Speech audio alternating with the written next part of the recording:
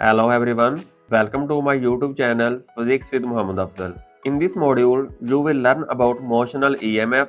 फर्ज करें कि हमारे पास एक कॉपर रॉड है जिसकी लेंथ L है और इस रॉड को हमने टू पैरेलल मेटल रेल्स के ऊपर रखा हुआ है जिनके दरमियान डिस्टेंस L है और एक गैल्वानोमीटर को इन दोनों रेल्स के एंड्स के साथ कनेक्ट किया गया है और इस तरह ये एक कंप्लीट लूप ABCDA बन गया है। इस रॉड को एक यूनिफॉर्म मैग्नेटिक फील्ड B में रखा गया है जो कि एक हार्श मैग्नेट प्रोवाइड कर रहा है जिसकी direction from north to south है। इनिशियली जब रॉड रेस्ट में है तो लूप में कोई करंट इंड्यूस नहीं हुआ और गैल्वानोमीटर ने कोई डिफ्लेक्शन शो नहीं करवाई। अगर रॉड को राइट साइड की तरफ मूव करवाया जाए तो गैल्वानोमीटर की नीडल इस बात को इंडिकेट करेगी कि लूप ABCD में करंट इंड्यूस हुआ है, क्योंकि जहां जो करंट या EMF इंड्यूस हुई है रॉड की मोशन की वजह से हुई है, इसलिए इस EMF को मोशनल EMF बोलेंगे। जब कोई रॉड मैग्नेटिक फील्ड की प्रेजेंस में मूव करे और Fleming's right hand rule apply किया जाए तो हम देखेंगे कि रॉड के अंदर पॉजिटिव चार्जेस पर लगने वाली मैग्नेटिक फोर्स की डायरेक्शन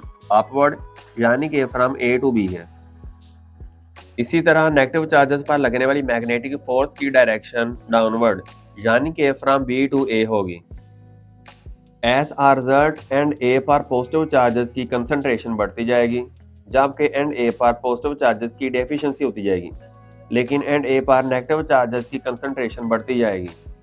चार्जेस की ये रीडिस्ट्रीब्यूशन कंडक्टर में एक इलेक्ट्रिक फील्ड E क्रिएट कर देगी जिसकी direction from B to A होगी। और अब ये मूविंग रॉड एक सेल की तरह बिहेव करेगा क्योंकि सेल का काम भी इलेक्ट्रिकल एनर्जी प्रोवाइड करना होता है और मूविंग रॉड भी इलेक्ट्रिकल एनर्जी ही प्रोवाइड कर रहा है। I hope now you have complete understanding about motional EMF through this animation. Please subscribe my channel and share to your friends.